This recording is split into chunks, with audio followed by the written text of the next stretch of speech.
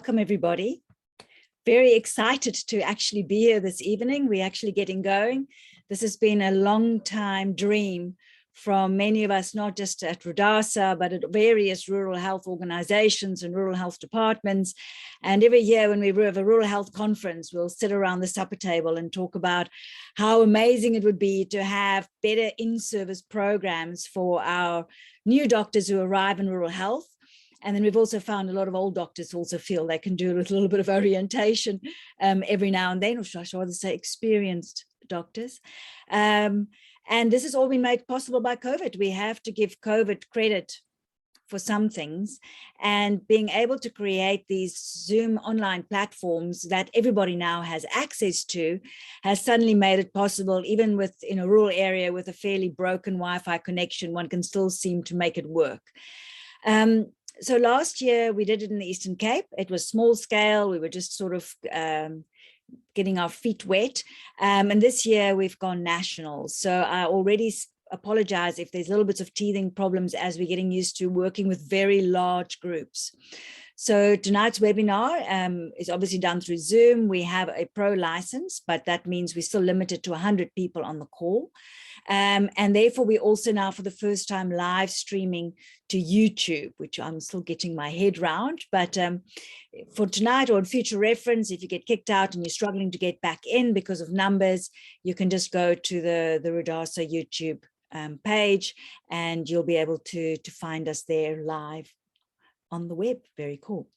Tonight we're starting with a proper orientation lecture, the kind of lecture that hopefully some of you has already had partly when you've joined a new rural facility. And I'm going to be introducing the host. My name is Dr. Madeleine Muller. I'm a family physician from Walter Sisulu University. I'm based in the Eastern Cape, working at CMH Hospital. You'll get to know me a little bit better on Wednesday night when I'm going to be delving into the world of HIV, TB, and the immunocompromised patient. But tonight I'm very happy to introduce Dr. Lungile Hobe, who is the chair of RuDASA, and it's been amazing to have had her at the helm the last few years. And she's also an acting medical manager at Mseleni Hospital, KZN. So she walks the talk. She knows what it's like sitting at the coalface. And she's always had a special interest in mentorship based on the mentorship that she's received during her training at the Umthombo Youth Development Foundation. And she's a proper veteran rural doctor mentor. She's supported by Umthombo Youth Development Foundation. She's trained at University of KwaZuluNatal. She graduated in 2006. And then she's returned to work at Mseleni in the medical wards there and the high care unit. She's completed her registrar training in family medicine in 2017. And her MMED is focusing on the barriers of breastfeeding in mothers of infants less than 6 months of age. And that's currently being delayed because of COVID-19. I think the whole world, we all feel slightly delayed by COVID-19. Lovely to have you here, Lungi. We look forward to helping you for you to have a bit of a introduction into the world of on the world of the DOH. For those of you that need CPD points, so we have to, you've already registered, great, but we also have to prove that you were here for most of the lecture. And to do that, once Lungi is finished, there'll be a poll with one question, so you have to listen. And just a quick evaluation is 2 or 3 questions, and that makes it possible to award you a CPD point. And for those of you not really worried about CPD points, you'll also get a certificate at the end of the rural onboarding for the amount of lectures that you've attended. So I'm going to hand over to Lungi now, and let me put my video off. We'll probably keep video off throughout this just to save on bandwidth and make it as easy as possible. Lungi, over to you. You can share your screen. Thank you so much, Madeleine.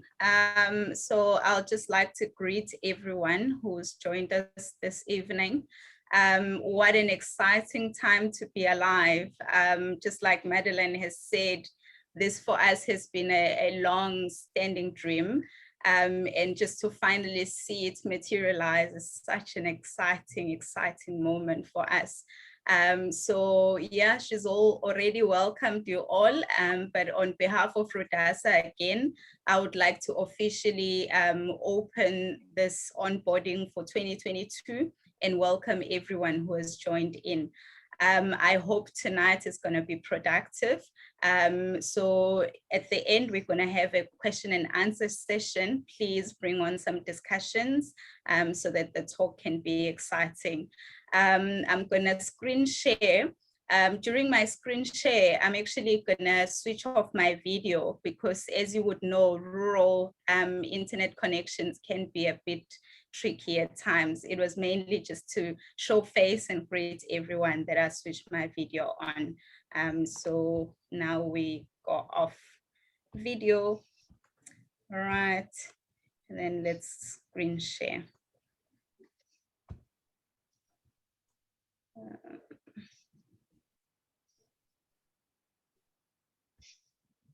Okay, I hope everyone can see that. Yes, we can see it clearly. All right, awesome. So the topic for this evening is orientation on DOH, which is quite an interesting way to put it.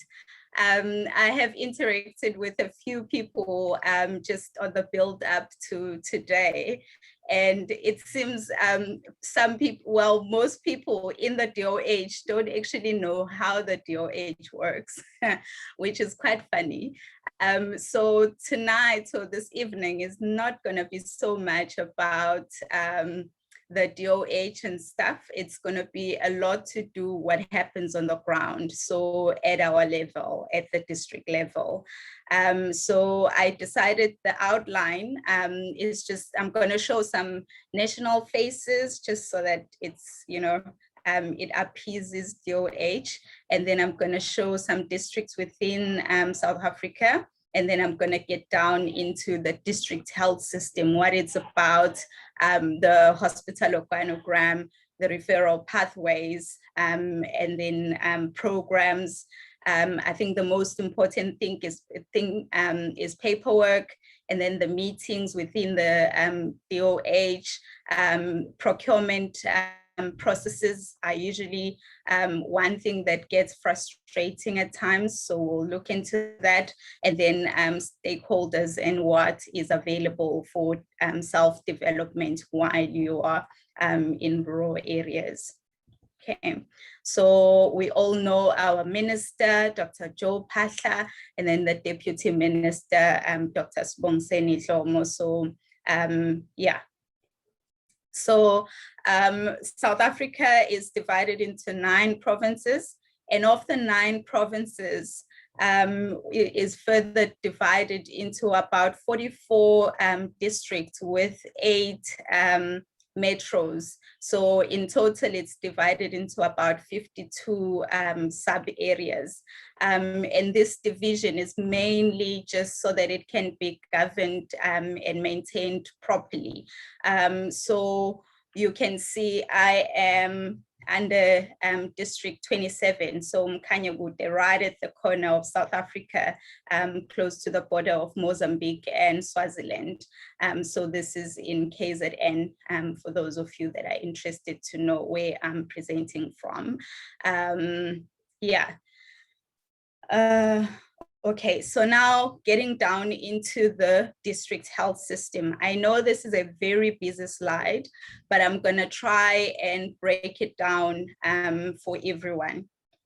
So a district health system basically comprises of the district management team, which reports to the provincial management team. Then the provincial management team reports to national. So you're, yeah. So within the district management team, you'll then find something called the specialist support teams, or in most districts, we call them DCSTs, which stands for decentralized consultant teams. So in each district, you're supposed to have an anesthetist, a pediatrician, a family physician, and then you're supposed to have advanced midwives, a PHC, and monitoring and evaluation person within those teams. Unfortunately, some districts struggle to fill this post. For instance, in our district, we only have a family physician as a doctor, and then we have the pediatric specialist nurse and our midwife nurse, and then the PHC nurse.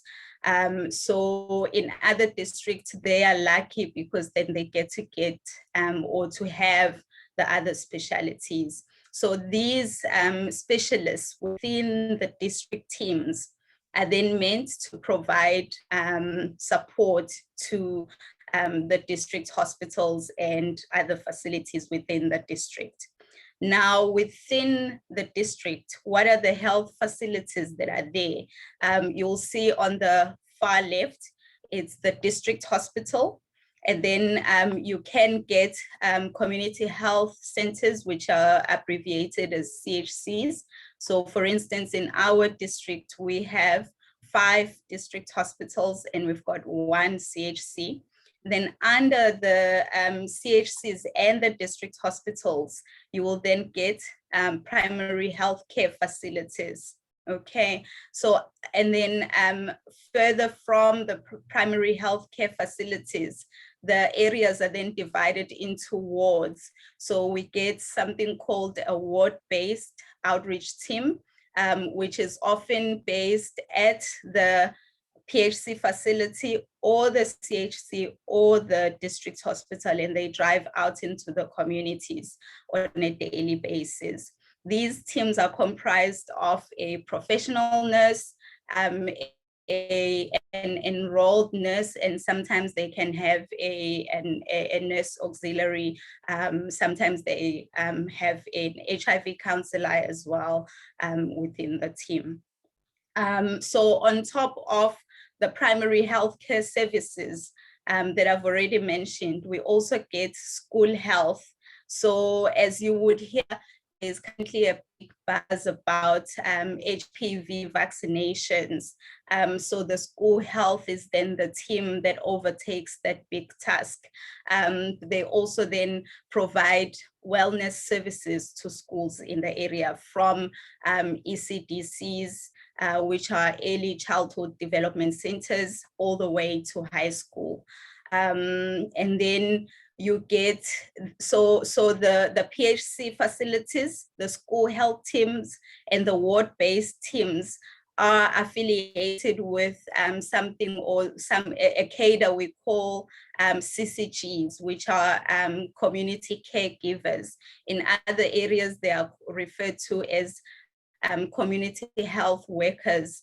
In other areas, especially in KZN, they will be more fondly known as onompilo. So these are the cadres that go into each household and they do education.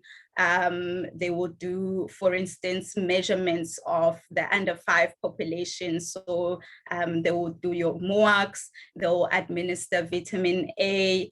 They will also sort of review the people within the home and see whether is there anyone pregnant, is there anyone exhibiting signs of TB, and if there is, they can actually then do TB testing and screening within the home, and they can also refer people for HIV testing. So environmental health is mentioned there. Environmental health often reports directly to the district management team because often they would have an office that is closely affiliated to the district management team. So these will be your malaria outbreak, people, your cholera outbreak. So if in your area you've got a river and everyone is coming in with diarrhea, for instance, these are the people that you would need to talk to say, hey, do you want to come and sample the water in our area? I've got a concern, and be in discussion with them. So local government, basically, they are more responsible for providing the services within the community, but also within the hospital. So they will be responsible for providing the water that the hospital needs, sanitation, so refuse, sort of removal, and all of that. Okay. So I hope that sort of gives you a picture of the district health system. So the district health system doesn't just then end with the district management team and then the hospital, and because as you would see, this is on the ground level. So this is level 1 kind of services. So okay, let me just start with this slide. Okay, so we are at district level, and then I've mentioned the PHC facilities that feed into the district level hospital. So where does a patient then end up? So they can further be referred back to the primary healthcare facility, or they are then referred to a regional hospital where they get further care. And if they cannot be helped at that point, then they are referred to a tertiary or central. I think for me, what is important for this slide is the fact that since our rural onboarding has now expanded to include all the provinces within South Africa, we are unable then to give specific hospital names. For instance, I would say if I'm in Mseleni, a patient will be referred to Ngwelezana, for instance. But if you're in Joburg, your system will completely be different. But if you've got this pathway in your mind, then you can always just familiarize yourself with what works in your area, who is who, what is what, because other conditions don't actually then go to regional. They'll go directly from district level, maybe to central hospital. For instance, in our area, we don't have any rheumatology services within the regional or the tertiary hospital. So our patients will often be directly referred to a central hospital.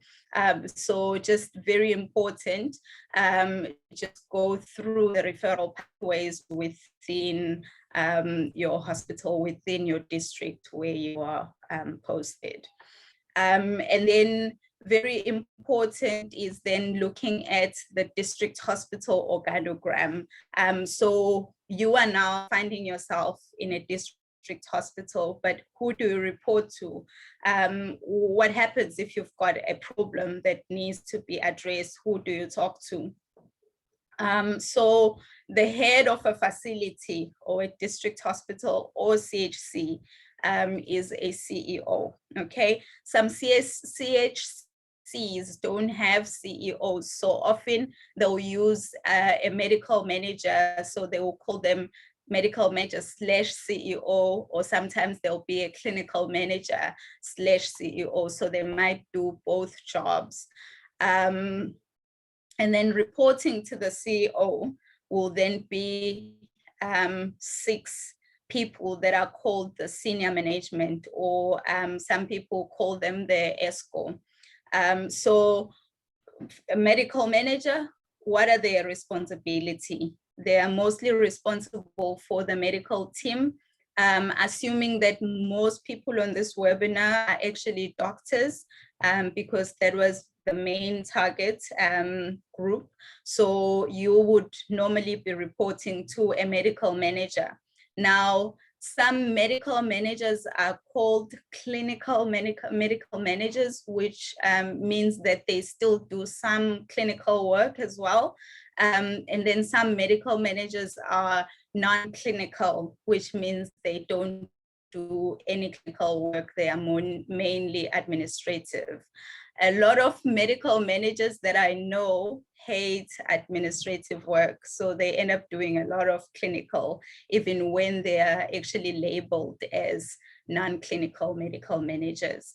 And then under the medical manager, you'll often find a clinical manager for the medical team, and then you'll find a rehab team that is supervised by a rehab team supervisor. The pharmacy would have a pharmacy manager. Radiography would have something called an assistant director for radiography.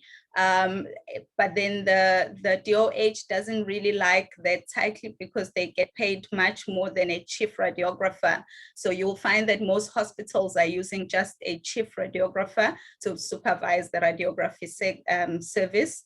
And then you'll find social services. So social services, again, another area where the supervisor has become we've got something called exempted post and non-exempted post. So exempted post basically means that you cannot hire into that post if that cadre leaves. So it basically becomes a vacant post, in which case then the social services are supervised by someone called a senior social worker.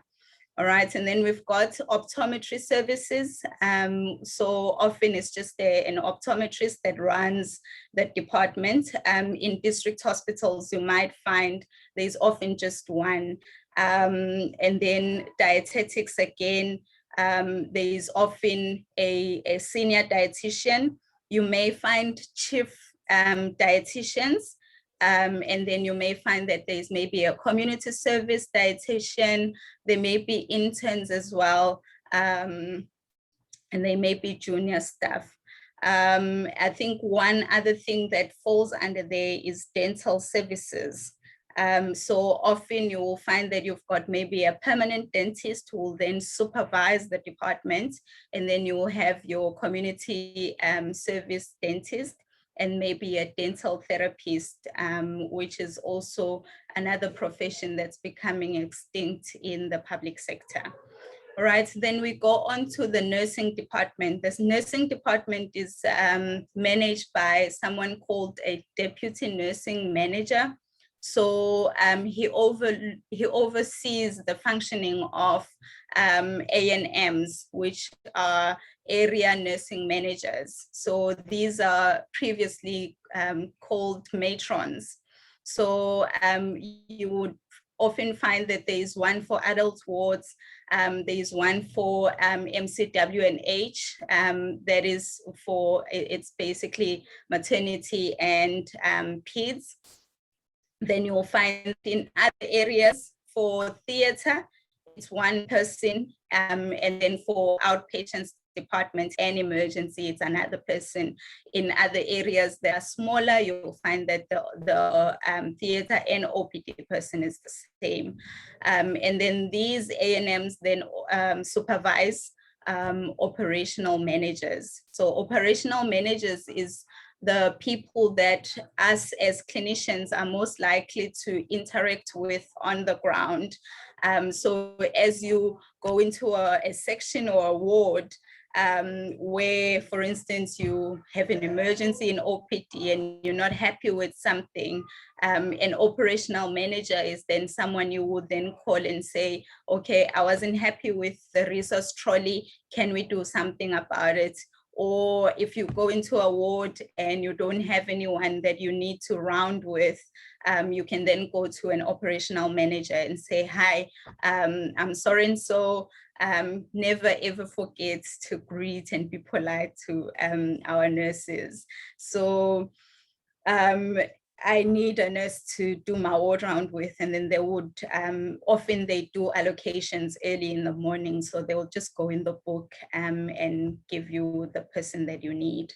Anything else, stock that you need on the ward or treatment that is not given, just communicate it with the operational managers, and then they basically then coordinate how the nursing staff work and how they are allocated for the day. So operational managers are also available in each and every primary health care facility. So again, especially for the medical team. So the medical team, you're not only required to be working in the district hospital. So you may get a time where as a doctor or as an occupational therapist or a pharmacist, unless if you're like a radiographer, then you will never go to a clinic. But for everyone else, optometry, dietetics, you still need to go visit a primary healthcare facility. So when you get there, again, you will be met by the operational manager. Remember, if the operational manager is not there, there will always be someone else who's in charge for that section or for that primary healthcare facility. So get in connection with that person so that you also learn how things run. Our nurses are basically our, they are foot soldiers. They've been in the game for too long, and we have to appreciate their work. By us appreciating their work, we are also sort of planting our feet firmly on the ground as well. Often when I talk about nurses, I always say that what I am today was inspired by a nurse who took my hand as an intern and showed me the ropes. So as the medical cadre, we can actually learn quite a lot from nurses, but we just need to know how we approach them. Okay, and then we have the monitoring and evaluation manager. So under them, they supervise the quality assurance manager, the IPC, which is infection prevention and control person, and then the facility information officer. So the information, so the FIO, the facility information officer, is mainly responsible to capture all the data within your sub-district. Okay, so for us, I'm in Mseleni Hospital. So if I need information about what is our population estimates for 2022, 2023, I go to the FIO. If I want to find out how many admissions we've had in the whole hospital for the month of December 2021 and January 2022, he will have all of that information.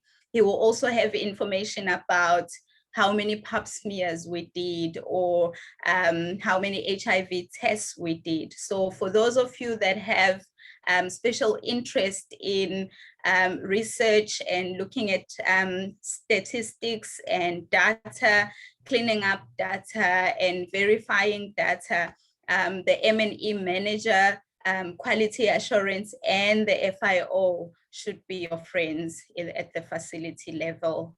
Working closely with them actually gives you a picture of what you're doing in a more clearer way.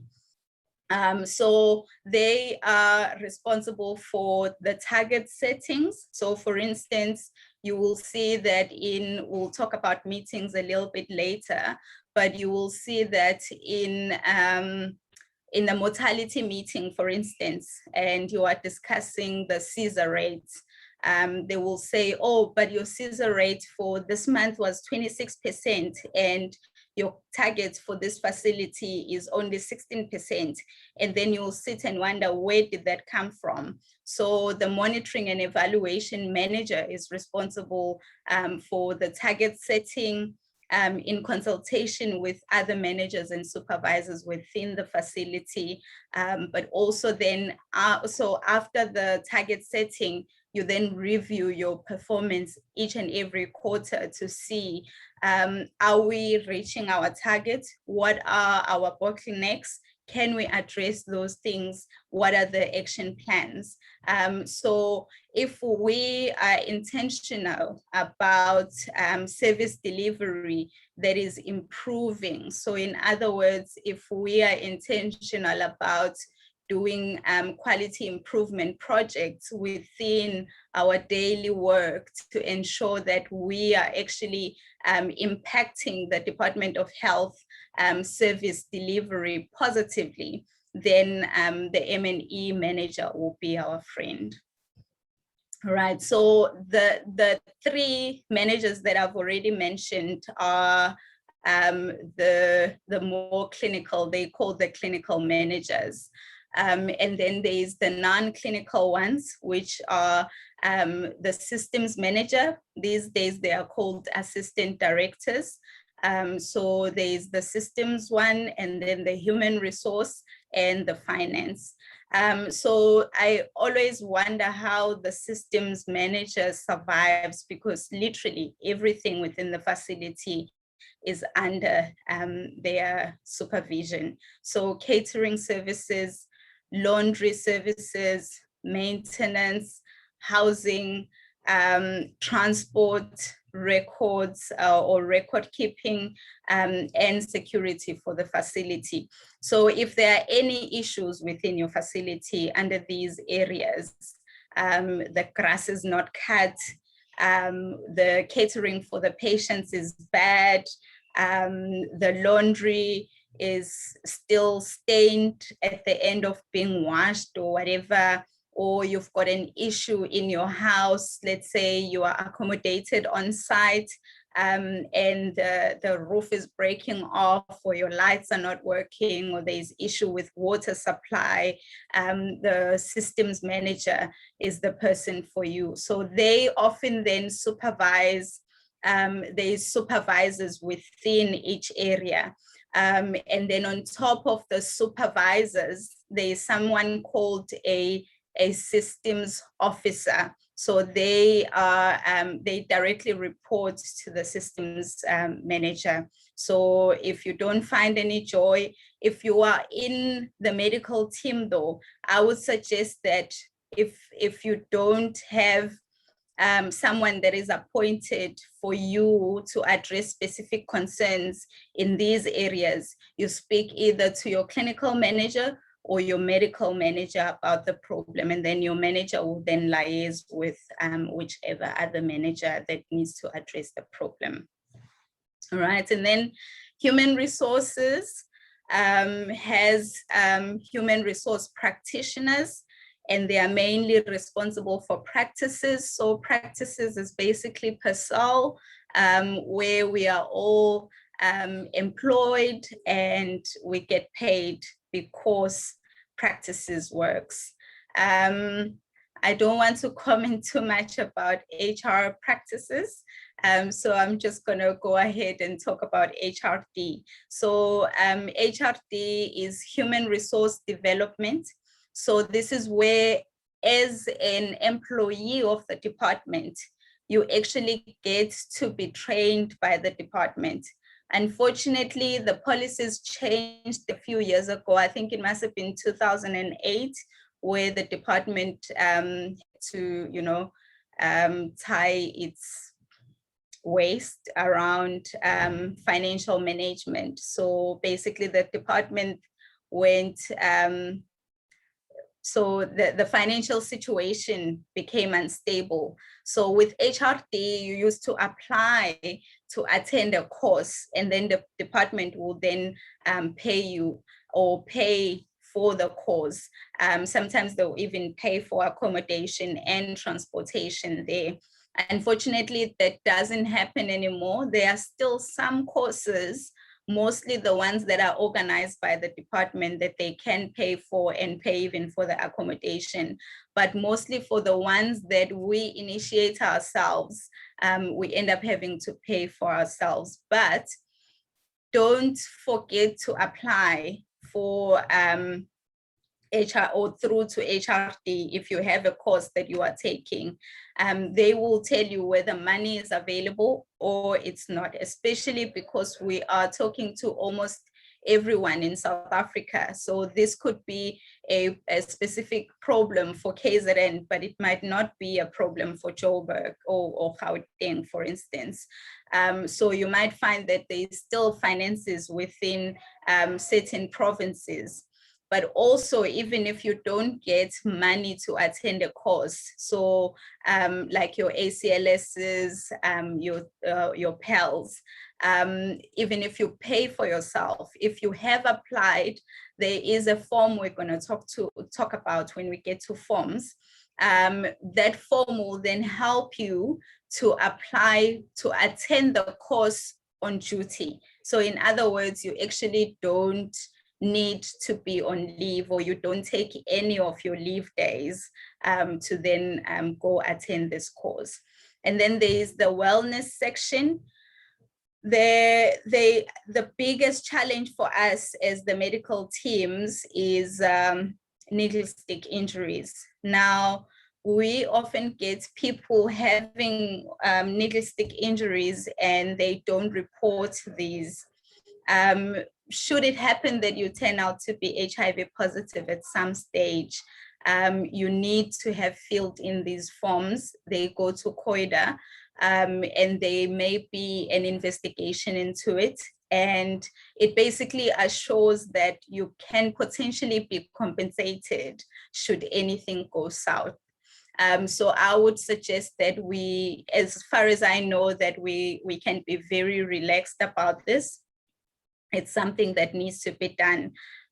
So lately we are doing these forms for COVID as well. So if you've had COVID and you haven't filled in your forms, please ensure that you submit them, okay? And then there's labor relations. So if there's any issues within the workplace that you are not happy about, the HR department is supposed to have a section for your labor issues, all right? And then the last manager is the finance manager or assistant director finance.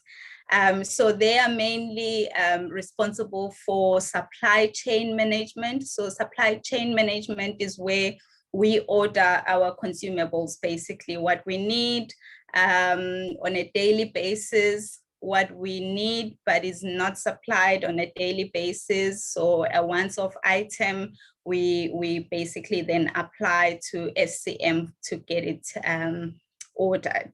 Okay, they are then also responsible for a section called the budget, which is responsible for budgeting and then also liaising with the SCM department. Do we have enough money to be doing this project or to be buying this thing that us as the teams have ordered? And then we've got the revenue department. So the revenue department is mainly about collecting monies for the hospital. So for instance, if someone needs a road accident fund form filled, they will pay, I think it's like 1,000 and some change. So they pay to revenue. If someone needs there's this license that you get to drive buses and taxis. For a doctor to fill in that form, you need to pay. So they will pay with revenue. Okay, and then assets, it's basically, they keep the inventory for the hospital. So they know which assets we have as a hospital. I recently asked, our buildings an asset? And the answer was no. So our assets are mostly our equipment. So your ventilators, your monitors on the wards, your machines, so your X-ray machines, your C-arms and your anesthetic machines as well, they'll fall under assets. So I think with just that one slide, I know it's busy, but I think that I have managed to capture what happens within a district hospital, and I will be happy if we discuss some questions later. Okay. All right, so now we move into the package the package of service that is offered within the district service. So I'm sure all of you will know these things. So we do have emergency departments, outpatients and inpatients. Outpatients will be your acute patients or your acute stream and your chronic stream. And then your inpatients is mainly your medical, your surgical, isolation services. You may offer anesthetics in your facilities. Some facilities don't actually offer anesthetics because of certain challenges. So you hear about stories where a woman is in labor and they are shipped into another facility to get a Caesar, for instance. And then we'll have our pediatrics, and then some facilities will have high care beds, Some facilities, unfortunately, don't have high care beds, but if you happen to be in a hospital where there is no high care beds, it might be a nice project for you to get involved in going forward.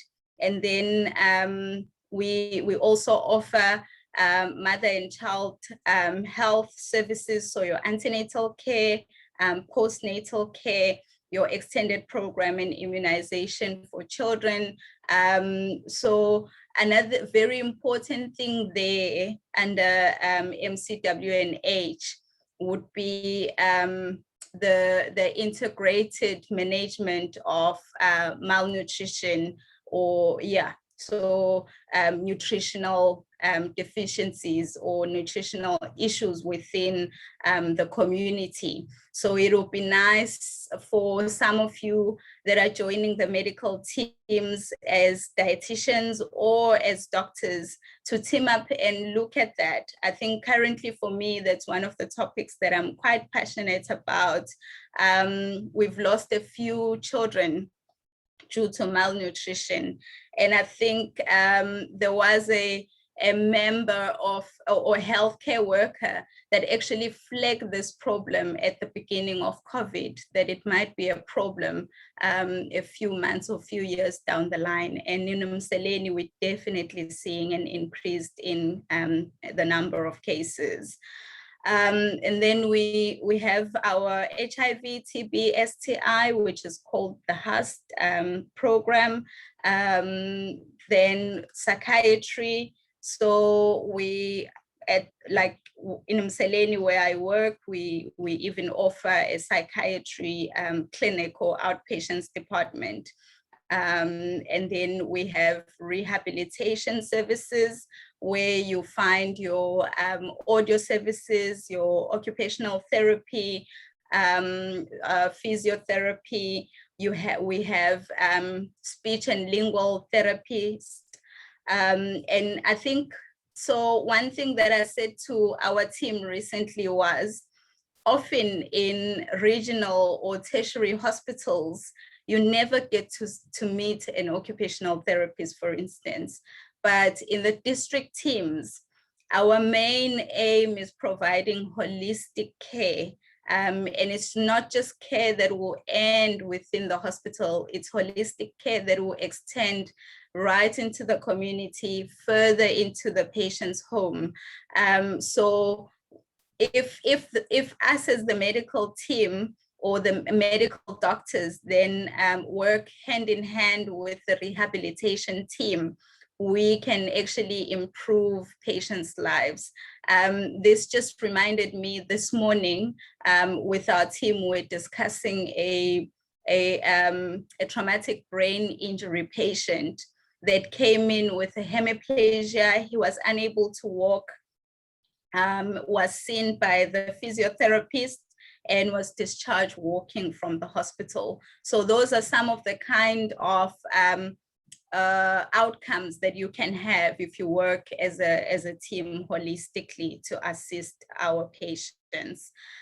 So then we offer dental services as well. So often district level dental services can be limited, but it's actually quite a lot that they do. And it'll be nice for everyone to just make an appointment, visit them, see what they do. They do extractions, but on top of extractions, they can actually do fissure fillings.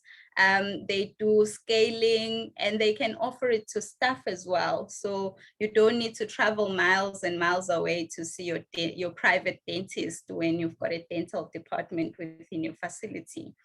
And then we obviously have our radiology services, which in some areas will only be available during the working hours, which is 8 to 5 or 7:30 to 4 for some areas. And then in other areas, they will then also be available for emergencies after hours. Okay. And then I added here just the regional services that can be offered in some facilities. And I think this, for me, takes me back to this slide, as you will see that the district hospital has an arrow between the two, because sometimes one district can actually offer some regional care services. So for instance, in our district, we've got a hospital that does cataract surgery. So our patients then go to them for that. And then we offer peritoneal dialysis to acute,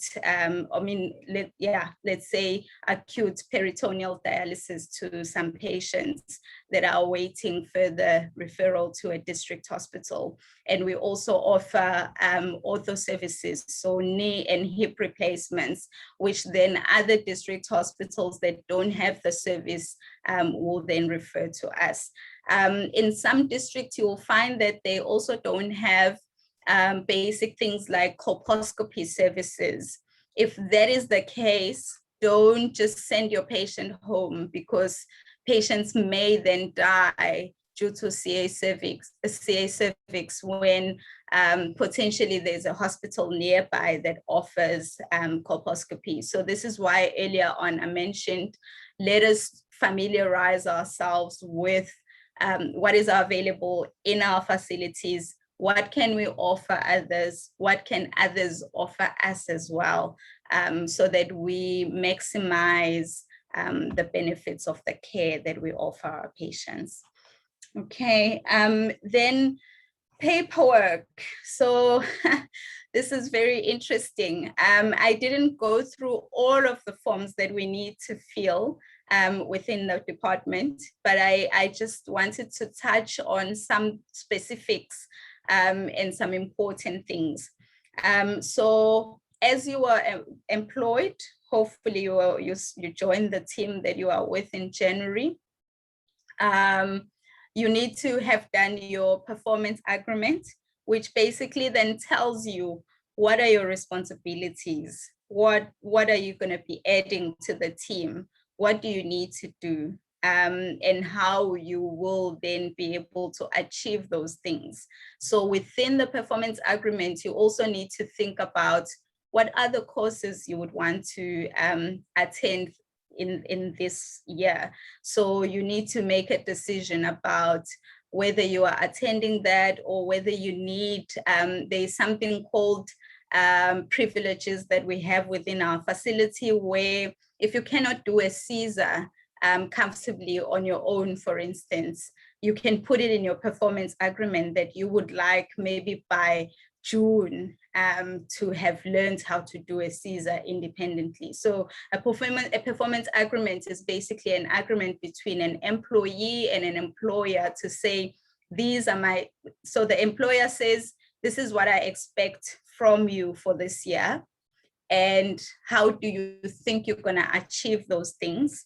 And then the employee says, I want to help you as the employer improve your work, but I don't think I have the skills in these areas. So I would want to get the skills in these areas. And then that is signed and it is submitted to HR. So the performance agreement is then the basis for something that's called an EPMDS, so it's Employee Performance Management System.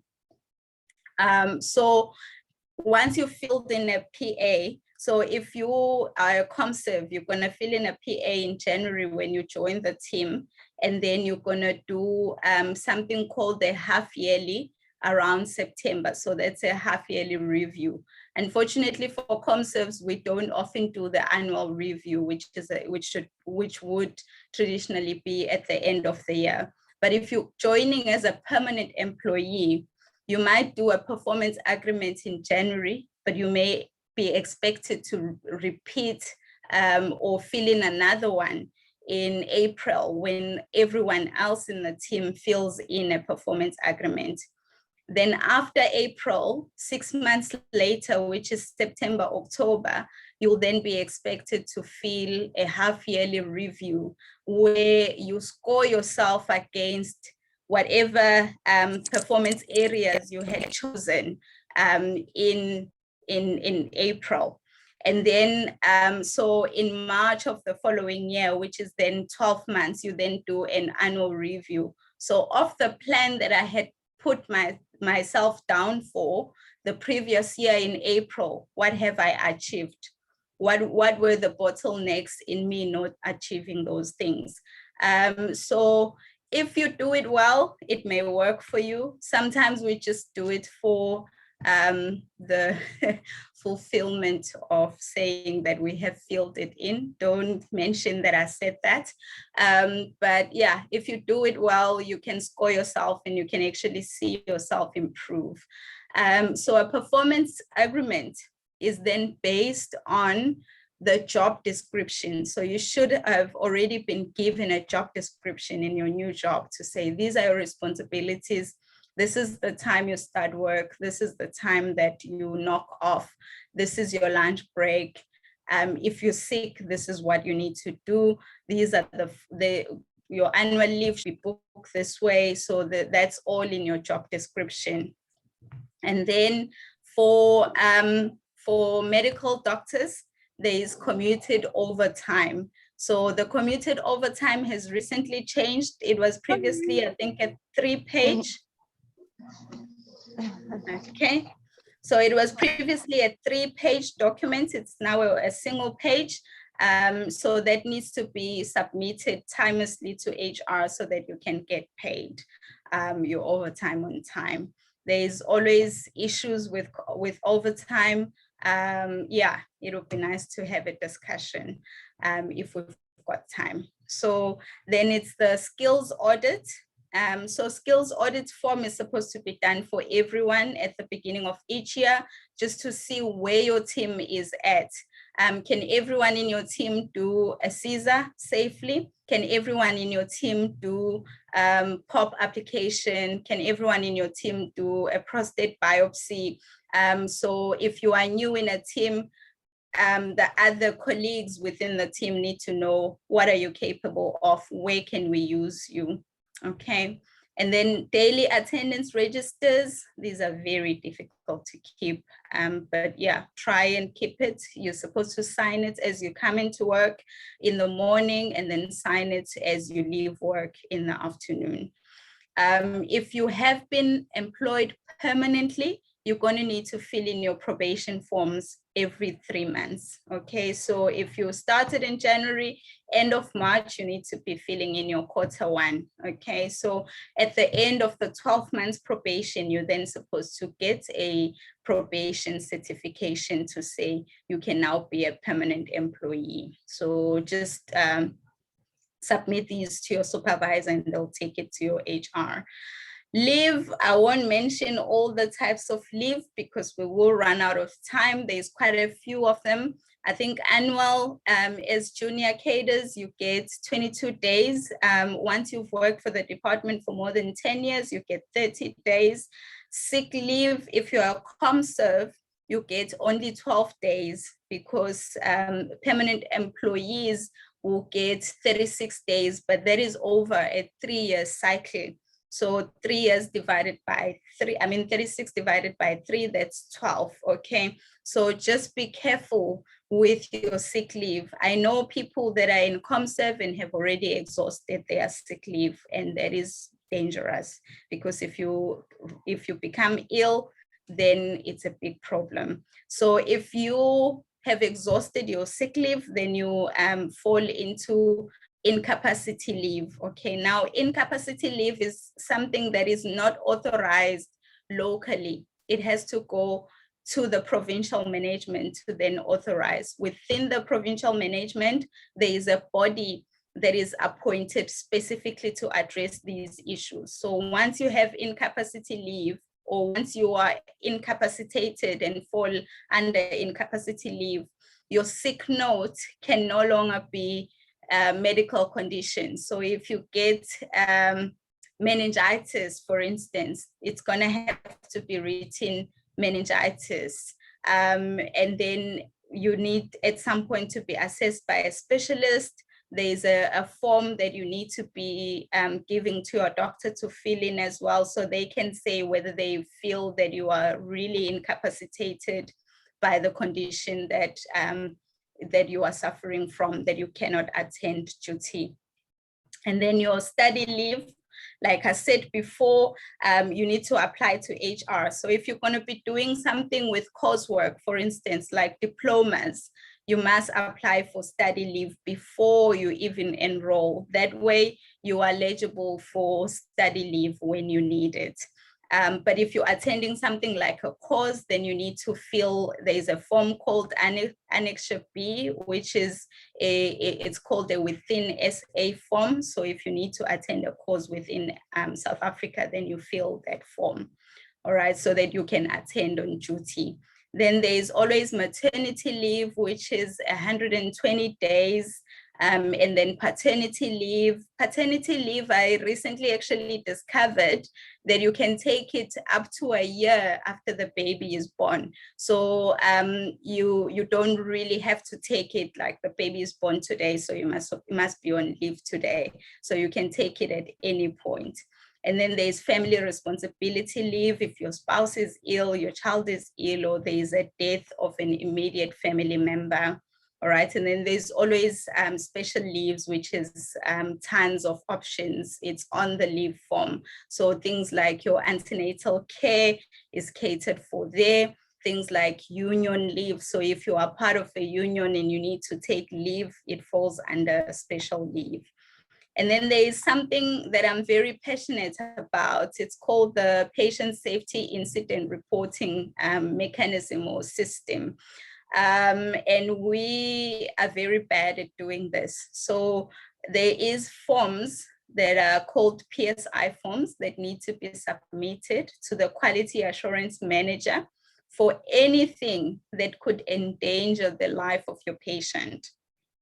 So for instance, if your patient had a drip and then they had thrombophlebitis from the drip, or they had a catheter and then ended up with a UTI, or they've had a nosocomial infection, or they fell from a bed, or a psych patient came into their ward and threatened them. So all of those things are patient safety incidences. So you need to have them reported. Wound, sepsis, anything from the minor things to the major things. So wrong doses, skip doses, wrong medication given, a patient, maternal deaths,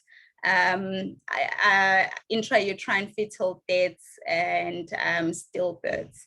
So yeah, they are divided into categories. So category 1 is called SEC 1. So if there is a death, for instance, so that will be SEC 1. It needs to be reported within 24 hours to your supervisor, and then a form needs to accompany that report. Okay, so I think that's it on paperwork. There's definitely more paperwork. So there is proformas, for instance, in other areas, proforma for peds.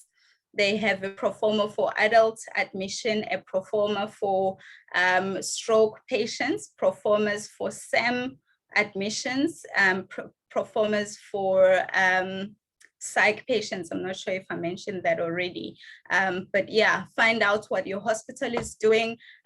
You can develop these things. They are easy to develop, but you need the buy-in of your team. If your team is against forms, then it'll be a wasteful exercise for you to develop a form. But if your team is pro forms, then yeah, it will be a nice thing to do.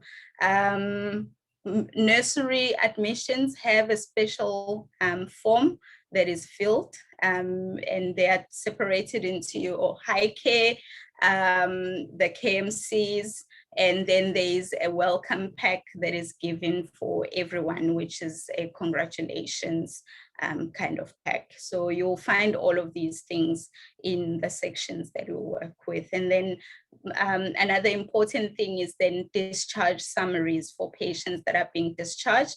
So it's nice if you've got all the information on your discharge summary, because then a patient can take that anywhere in the country, and the next doctor that sees them knows exactly why were they admitted, where were they admitted, what went down during their admission.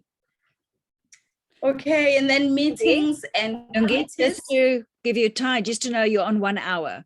I just thought I'd let you know. Yes, It's amazing. It's just amazing how complicated it is, the district. But we're on 1 hour now. Definitely. Also keeping my time this side. I'm just about finishing, probably 2 more slides.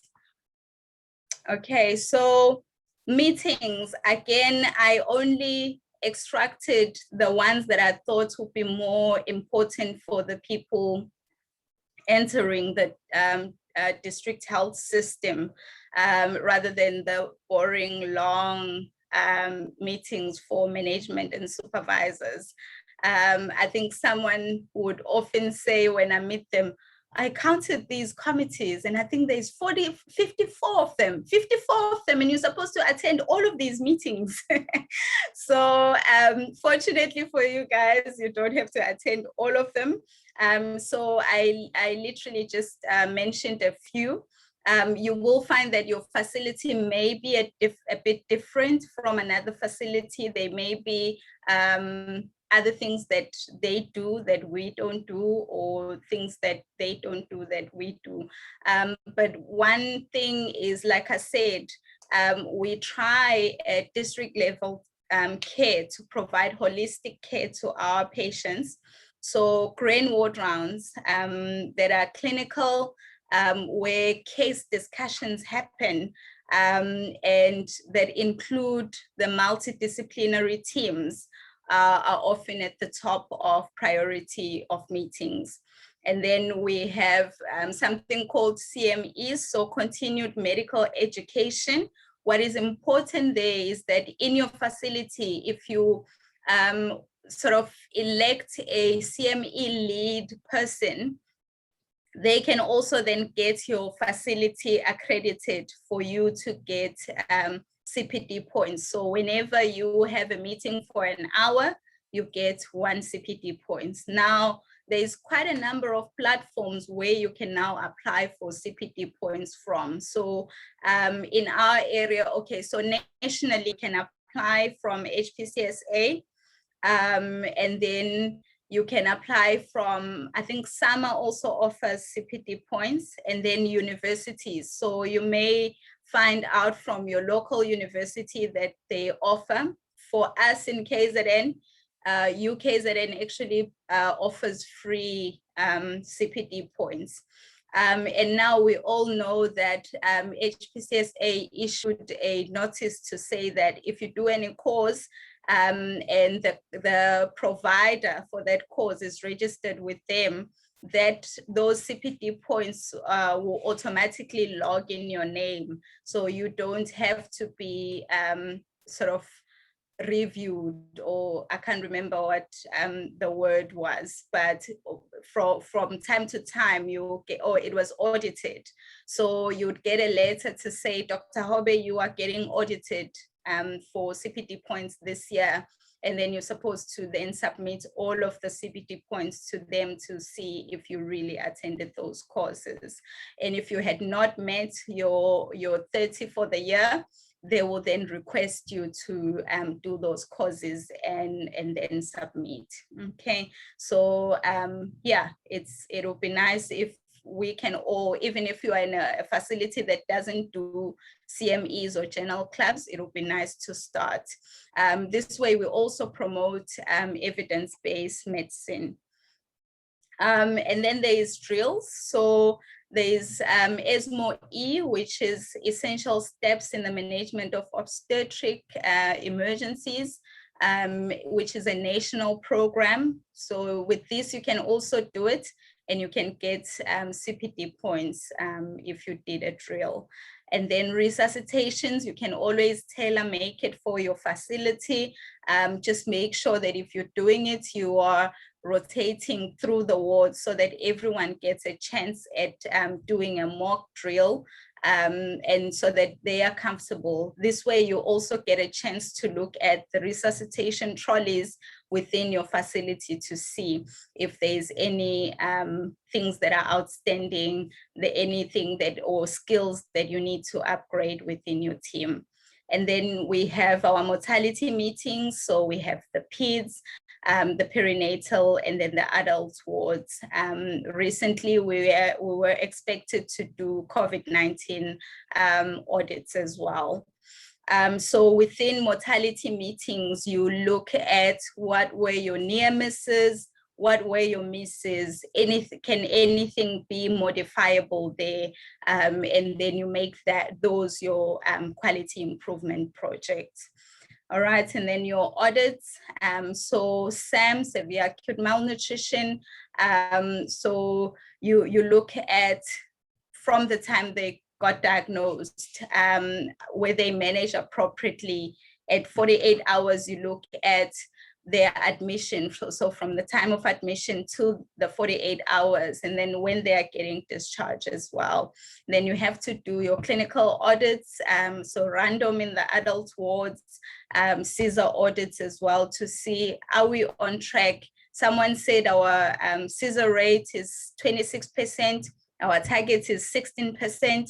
Are we doing the right thing? Are we doing scissors that are indicated? Because then if they're all indicated, maybe then your target needs to change for the next year. All right, procurement, which is very interesting. So procurement quickly is probably always going to be a problem within your daily functioning. So there's stock items. I remember someone sending me a message, I think it was last week, saying we don't have nasogastric tubes in nursery. Now, I don't know how to feed my babies. So there's stock items that are always meant to be there. If they are not there, then the stores department, which falls under SCM, under the finance manager, needs to go out, hunt for them until they find them. So they can borrow from neighboring hospitals, do whatever they have to do, but stock items always need to be on stock. If it's out of stock and you don't have an alternative, please report it to your manager to then liaise with the finance manager to see what they can do. And then pharmacy is again the same thing. If there's an item that is out of stock in pharmacy, they must borrow and bag and send vehicles wherever to get whatever is needed, okay? Unless it's a supplier problem where nationally or provincially we don't have something, then those circumstances do come into play from time to time. But yeah, we can sort of get around them in a way. And then your non-stock items, it's called the NSI. So when I was still a junior, I used to hear the word being thrown around, or yeah, NSI, and I've never really understood what it meant. But it basically means it's an item that you need ordered, but that is not kept on stock. So for instance, if I need a ventilator, we don't often have ventilators freely available in our stores department because they're expensive and it's not an item we use every day. So I will then fill in a non-stock item request form, okay? That is very important. If you're working in a section, fill it in with the supervisor for that section. So your operational managers, like I said. And then your assets. So assets and equipment, make sure that there's registers, make sure that they are serviced. If someone is borrowing a piece of equipment or asset from your section, they need to write those down in the borrowing book. Now, I'm someone who's very finicky about repairs as well. I do not understand why you would keep a broken piece of equipment in your section when you need to be using it. So as soon as we identify that it's broken, we need to report it to the assets person so that it can go and get repaired. If it's not repaired, it's either they're going to repair it or they're going to condemn it. If it's condemned, they then supposed to give you a condemnation certificate, which you can then use to order a new piece of equipment of similar function. All right, so for equipment, we have non-medical, then we have medical, and then radiology. Radiology is another ball game. It's a bit of a specialized issue. It needs certain certificates to get condemned, and even if you need to buy a new piece of equipment. But I'm sure the SCM department will happily run through this, and I'm sure your managers on the ground will also have better explanation for you, or take you through the process. Okay, and then I think this is literally just the last slide. Stakeholders and affiliates. So each hospital will have a hospital board, and each PHC facility will have a clinic board or clinic committee. We are affiliated with EMS. It's often a very painful relationship. They have issues with their ambulances, they have issues with the human resources. For instance, there was a patient on Friday who has a head injury and needed an ambulance at about 10 p.m. And one of our doctors was told, we can only get advanced life support to you in the morning. Now, when you're working in district, these are common areas, but I would suggest that you get your clinical manager or medical manager to fight with you in your corner. Okay, so they have been in the system for much longer and they know which buttons to press most of the times. And then departments, municipality often gets involved with disasters. So if there's fires, there's storms and stuff, water and sanitation as well. I mentioned that earlier. And then we have the Department of SASA. So do refer patients for grants or PEDS cases that are not on the support grants, refer them. So referral, okay, let me not go through that because we're going to run out of time.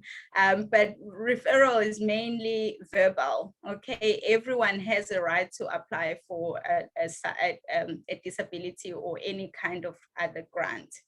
Okay, and then there's Department of Social Development, where there's community social workers, Department of Education, Agriculture and Rural Development, and then Department of Home Affairs, so people that don't have IDs and stuff. So DOE for school health and all of that. And then NGOs, so you'll find that you have local NGOs in your area.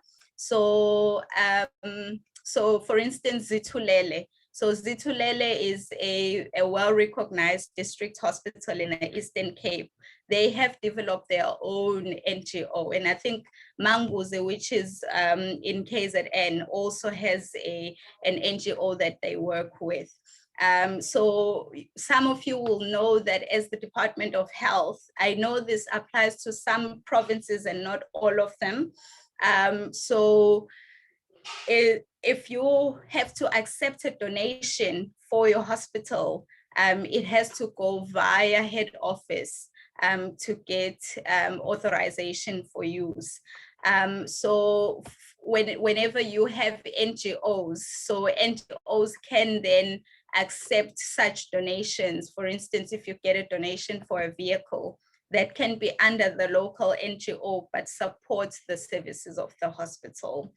So local NGOs can assist in that manner. Departmental contract NGOs, for instance, for us in our district, we have an organization called Think that supports us with our TB struggle. And then we've got another organization that supports us with our male medical circumcisions. And then you get the independent NGOs that may come in from time to time. All right, developmental opportunities. There is always courses that you can attend online. The department has now got a very nice knowledge hub online platform where you can do literally anything and get a certificate for it, and CPD points as well. Diplomas, HIV diplomas. So you find that some district hospitals can get accredited for certain diplomas. So HIV, child health diploma, and all of those. And then masters, a lot of people are doing masters in public health, even in rural facilities. So some areas are also developing, for instance, Mseleni Hospital again has got the MMED program, or the family medicine registrar program. We had a site in the far north as well as Bethesda, but they currently don't have a family physician there. So probably in the near future, we'll be able to again open that site. Okay. So a rural year for me is about working hard and playing hard. So I'm assuming most of you are still single. I always try and tell some youngsters that I am now a married family woman, but I miss my days when I was single, where I used to just get on a flight, choose a destination and wake up there, go to a movie alone and do whatever, or stay up all night and come back to bed at 4 o'clock in the morning. Whatever you do, just do it responsibly. Make sure that it doesn't interfere with your work. Make sure that you are sane at the end of everything. Make sure that you don't burn out. Rural health is hard, and you will be working hard, unfortunately. So improve that patient's life, and also make sure though that you look after yourself. Thank you so much for joining us this evening. I know it's been a long talk, but I hope that I captured some of the important things within the district health system. Thank you very much. Wow, Lungile, we now need roaring applause. Thank you very much. I was thinking while I was listening to you, one can feel like, 10, 20, 30 years of stories behind all this experience of how the DOH works, all those departments that over the years one has to interact with on various levels. And yeah, it's been I think very useful and made a very dry subject very entertaining with all the little stories in between. What I want to do now is a quick quiz, and it's going to be, so if